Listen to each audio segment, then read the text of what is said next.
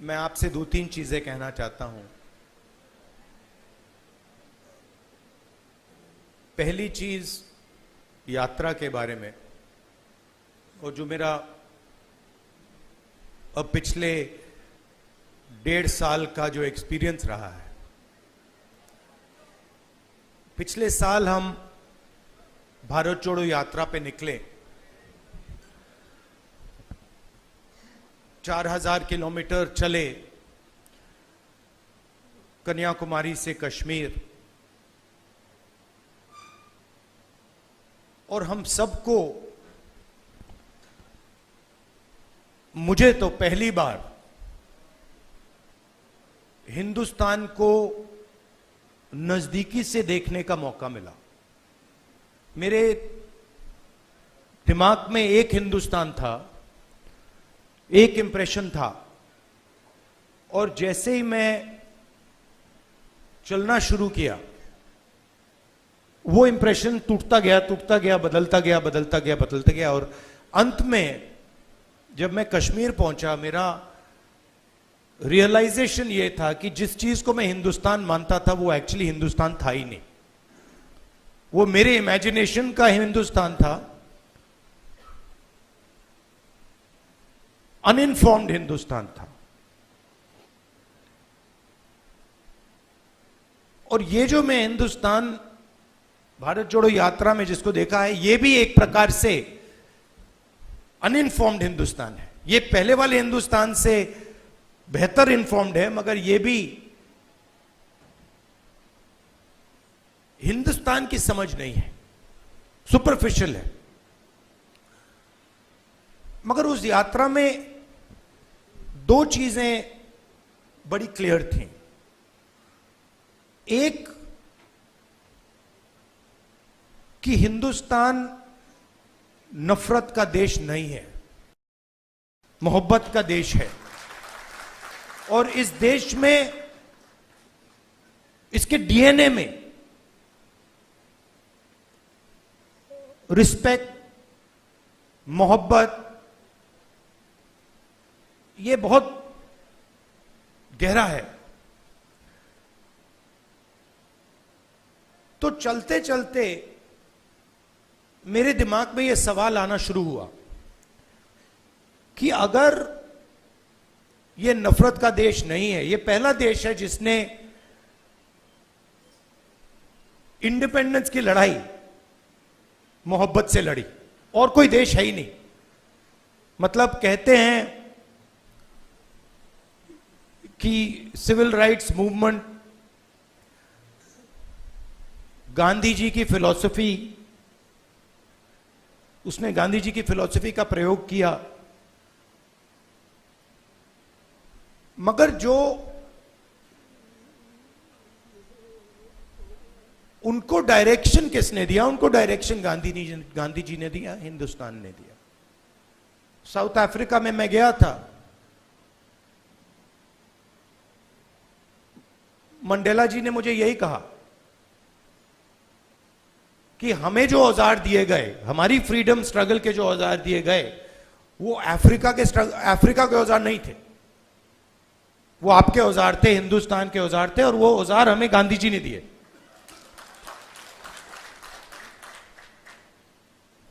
तो जब मैं चल रहा था, मेरे दिमाग में यह सवाल आया कि अगर हिंदुस्तान मोहब्बत का देश है तो इसमें नफरत क्यों फैल रही है? क्योंकि इतना आसान नहीं होना चाहिए नफरत को फैलाना। हम कहते हैं बीजेपी नफरत फैलाती है, बट कोई ना कोई फाउंडेशन तो होगा, कोई ना कोई बेसिस तो होगी इस नफरत की।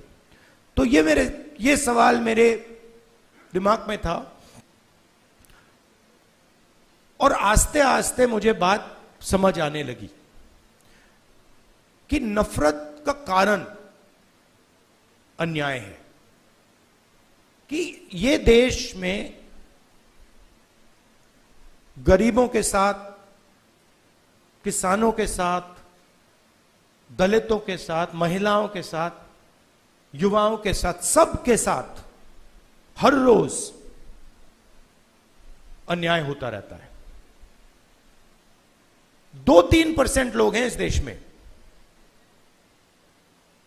जिनको न्याय का एक्सेस मिलता है। 2-3%, ज्यादा से ज्यादा 5% लोग हैं। उनके लिए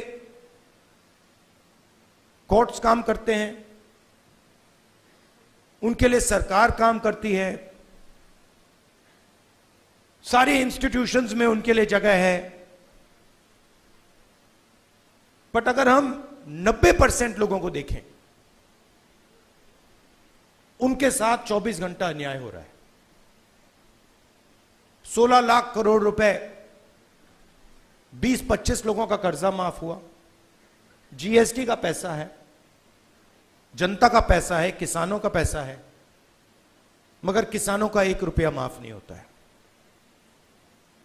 और मैंने सरकार के अंदर से देखा है, जब हमने किसान कर्जा माफी की बात उठाई, जब हम सरकार में थे, तो रिस्पांस मिला कि ये ठीक नहीं है, इससे किसान आलसी हो जाएगा।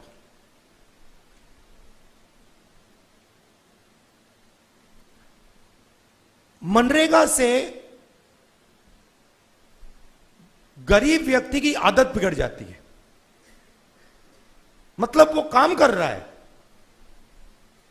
उसको आप उस काम के लिए पैसा दे रहे हो और उसकी आदत बिगड़ रही है। और दूसरी तरफ 20-25 लोग हैं, उनका 16 लाख करोड़ रुपए माफ हो रहा है, उनकी आदत नहीं बिगड़ रही। वो उसको पता नहीं विकास कहते हैं, डेवलपमेंट कहते हैं, प्रोग्रेस कहते हैं, पता नहीं क्या कहते हैं। तो अगर आप हिंदुस्तान के धन को देखें और उसको ट्रैक करें तो आपको दिखेगा कि ये जो सोने की चिड़िया कही जाती है, इसका पूरा का पूरा धन किसानों से, युवाओं से, दलितों से, आदिवासियों से, पिछड़ों से छीनकर ये 20, 25, 50, 200 कितने लोग हैं, ज्यादा नहीं है, इनके ओर फनल होता है। तो इसलिए हमने दूसरी यात्रा में न्याय शब्द जोड़ दिया। और इस यात्रा में हमारा फोकस उस पे था कि किस प्रकार का अन्याय हो रहा है। और हर कदम पे स्टूडेंट्स के पेपर लीक हो रहे हैं, किसान को एमएसपी नहीं मिल रही, मजदूर को मिनिमम वेज नहीं मिल रही, छोटे व्यापारियों को जीएसटी से दबाया जा रहा है। मतलब हर स्टेप पे, हर कदम पे लोग आ रहे थे, कह रहे थे हमारे साथ ये हो रहा है। मगर कंबाइंड कॉन्शियसनेस नहीं है। एक व्यक्ति कह रहा है मेरे साथ अन्याय हो रहा है। मेरे पास छोटे व्यापारी आए गुजरात में, उन्होंने कहा कि जीएसटी से, नोटबंदी से हमें बहुत चोट लगी। मगर उसी डिस्कशन में जो किसान के साथ हो रहा है वो उनको दिख नहीं रहा है, वो देख ही नहीं पा रहे। तो मेरे खिलाफ जो अन्याय हो रहा है वो मुझे दिख रहा है, मगर मेरे भाई के साथ जो हो रहा है मुझे दिख नहीं रहा है।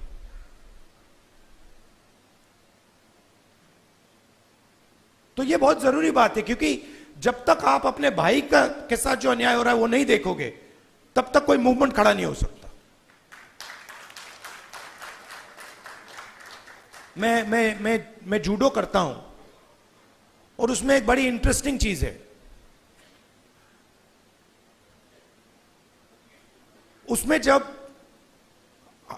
जमीन पे गिरना पड़ता है, फेंका जाता है व्यक्ति को। तो जब पहले व्यक्ति शुरू करता है तो वो अपने आप को प्रोटेक्ट करने की कोशिश करता है। जमीन पे गिरोगे तो फिर आप अपने आप की रक्षा करते हो। फिर थोड़ा एडवांस्ड होता है, फिर उसको बात समझ आती है, वो जमीन की रक्षा करना शुरू कर देता है। मतलब don't protect yourself, protect the mat. और बड़े मजे की बात दिखती है कि जब आप जमीन को प्रोटेक्ट करते हो तो ऑटोमेटिकली जमीन आपको प्रोटेक्ट करती है। तो मूवमेंट कैसे बनती है? मूवमेंट जब बनती है जब मैं अपने दर्द को छोड़कर मेरे साइड में जो खड़ा है उसके दर्द की रक्षा करना शुरू करता हूं। ऑटोमेटिकली वो मेरी रक्षा करेगा, उसको करना ही पड़ेगा। तो ये एक मेंटल लीप की जरूरत है। सबको दिख रहा है कि भाई किसान को दिख रहा है, मजदूर को दिख रहा है, सबको दिख रहा है, मगर एक दूसरे का दर्द नहीं दिख रहा किसी को। मेरा एक्सपीरियंस है दूसरी यात्रा का। आखिरी बात देखिए, आपने राहुल गांधी का नाम बहुत बहुत बार लिया। कांचा जी मेरे दोस्त हैं, उन्होंने नारे भी दे दिए। ये राहुल गांधी नहीं है, ये हिंदुस्तान में करोड़ों लोगों की फीलिंग है। उनमें से मैं एक हूं और आप मेरे ऊपर फोकस कर देते हैं। बट भारत जोड़ो यात्रा में मैंने अपनी आंखों से देखा, मैं अकेला नहीं चल रहा था, लाखों लोग चले थे मेरे साथ। और एक्चुअली भारत जोड़ो यात्रा की स्ट्रेंथ राहुल गांधी नहीं था। भारत जोड़ो यात्रा की स्ट्रेंथ वो बाकी लोग थे। तो उन पे भी फोकस होना चाहिए।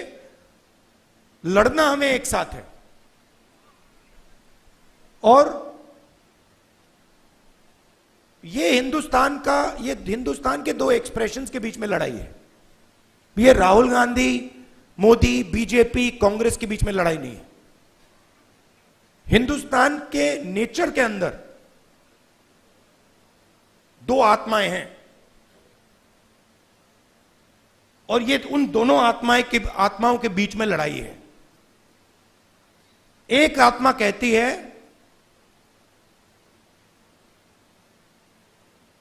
कि हिंदुस्तान बीच से चलाया जाएगा, ऊपर से चलाया जाएगा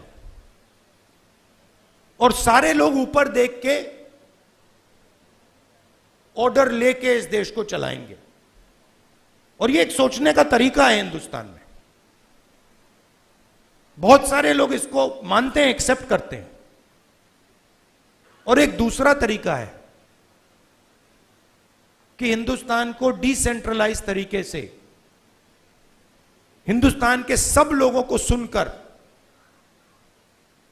चलाया जाएगा, जिसको हम, अगर आप धार्मिक तरीके से बोलना चाहते हैं, शिव की बारात बोल लीजिए। कि सब लोगों को जगह देके निर्णय लिया जाता है। जैसे योगेंद्र यादव जी अभी बैठे हैं, बड़ी इंटरेस्टिंग बात आपको बताऊं। 3-4 महीने पहले इन्होंने हमें कहा, देखिए हमें ये जो गारंटीज हैं, हमें क्लियरली बता देना चाहिए देश को कि इंडिया गठबंधन आएगा तो क्या करेगा। और आज मैंने इनसे पूछा कि आप बताइए, ये जो हमने गारंटीज देश के सामने रखी हैं, इससे आप खुश हैं? तो इन्होंने कहा मैं खुश हूं,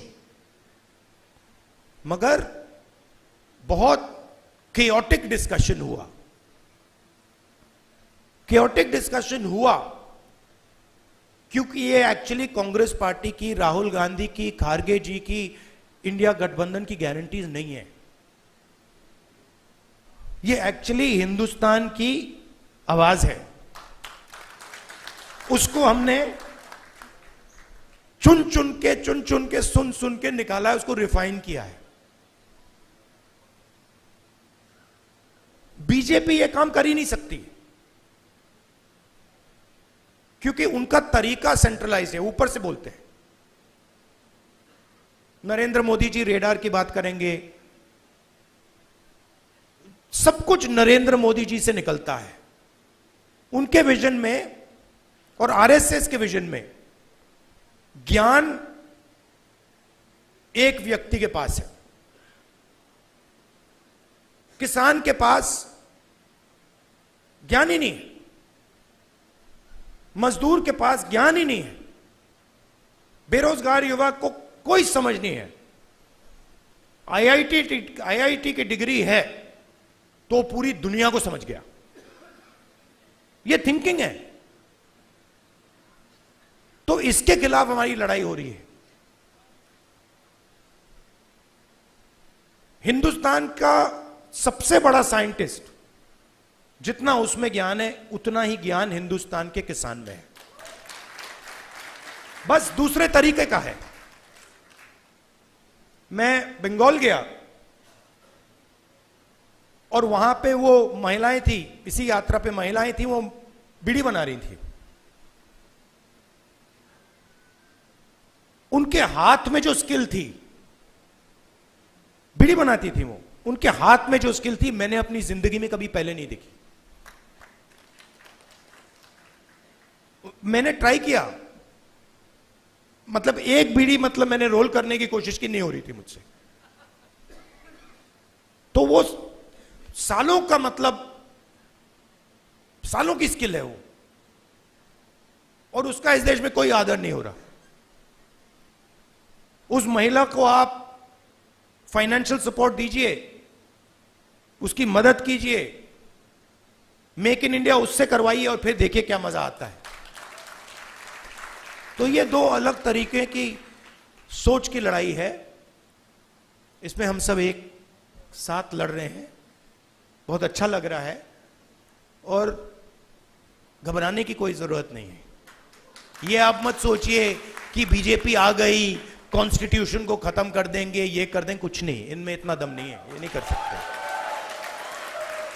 ये इन्होंने मीडिया को कैप्चर कर रखा है, ये आवाज बहुत करते हैं, मगर सच्चाई और हिंदुस्तान हमारे साइड है। धन्यवाद।